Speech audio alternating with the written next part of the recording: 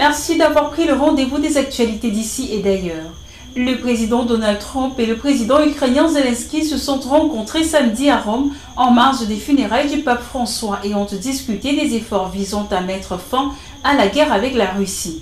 Il s'agit de la première rencontre entre Trump et Zelensky depuis leur altercation explosive dans le bureau ovale fin février, qui avait conduit à une crise diplomatique sans précédent. Après ce tête-à-tête pendant 15 minutes à la basilique Saint-Pierre, Zelensky a publié sur X que Trump et lui avaient eu une bonne rencontre et a souligné la nécessité d'un cessez-le-feu complet et inconditionnel et d'une paix durable et fiable qui empêchera une nouvelle guerre d'éclater.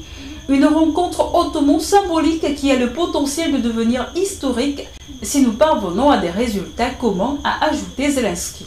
Le président français Emmanuel Macron a déclaré avoir eu une rencontre très positive avec Zelensky à Rome.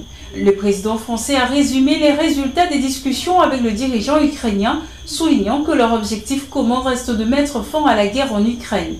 Selon Macron, l'Ukraine est prête à un cessez-le-feu inconditionnel et compte sur le soutien des États-Unis et de l'Europe dans ce processus. La France continuera à œuvrer dans le cadre de la coalition des volontaires pour parvenir à une paix complète et durable en Ukraine, a-t-il dit. Donald Trump se dit prêt à rencontrer le guide suprême iranien Ayatollah Ali Sayed ou bien le président iranien Massoud Pezeshkian pour un accord nucléaire.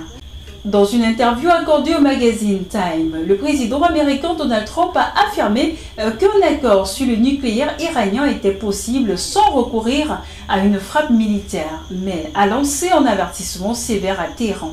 Si l'Iran s'approche de l'arme nucléaire pendant mon second mandat, il paiera un prix sans précédent dans l'histoire.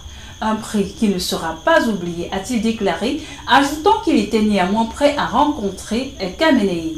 Fin de cette édition de formation. Merci de l'avoir suivi.